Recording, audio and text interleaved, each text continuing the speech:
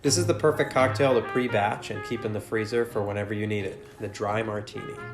Okay, so what we're gonna do is we're gonna grab a big measuring cup. And so for this recipe, it makes about 6 to 7 martinis. And you're gonna want a wine bottle or an old empty booze bottle or just something that's about 750 milliliters, which is roughly 25 ounces. This is gonna come out to about 24 ounces, so it'll fit really nicely in this bottle. So just wash it out, make sure you've got a good cap for it. So the first thing that we're gonna do is add 15 ounces of gin. You can use any gin that you've got lying around. We're using Plymouth today.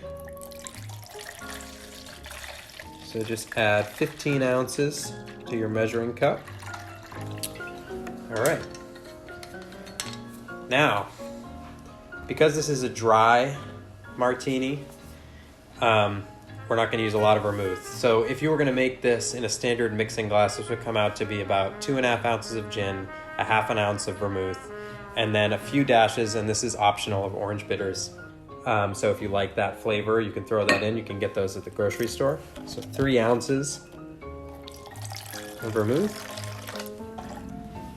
All right. Now, normally when you stir a cocktail, you are incorporating water into the drink because the ice is melting as you stir it, and that gets you the proper dilution. But because we're just gonna put this in the freezer and have it ready whenever we want it, we're just gonna take nice spring water and we're gonna add the right amount. So that way you don't even have to think about it. So we're gonna add 6 ounces of water to this mix.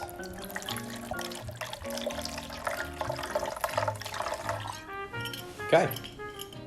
So now we've got pretty much the basic martini. And if you want to add your bitters, now's the time to do it. You can do probably from a small dasher bottle like this, about 18 dashes of orange bitters if you want them. So 3 dashes from one of these little bottles is 1 dash from a regular bottle. So if you think of it, if you're making 1 martini, you just want 1 dash of orange bitters. You can just multiply that. So if there's 6 martinis in here, then just do 6 dashes. All right, now let's bottle it. The great thing about bottling martinis, even better than when you stir one at a time, is that you're letting the freezer really chill this cocktail down to its absolute coldest temp. And then when you pour it out, you're gonna get a really incredible silky texture. Take your bottle, and you can use a funnel if you are nervous. Perfect.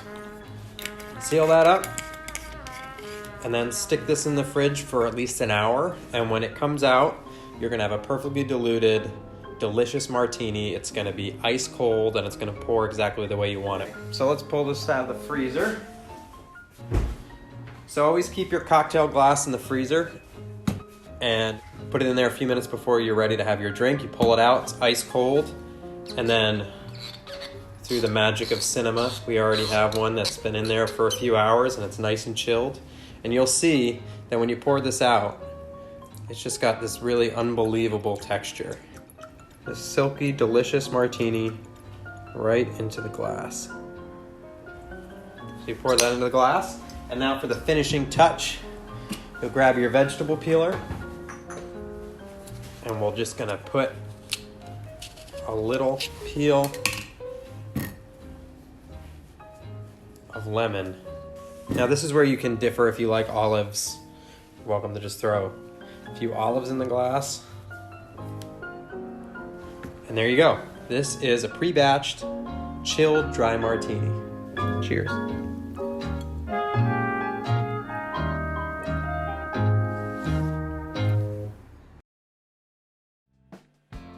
Thank you so much for watching.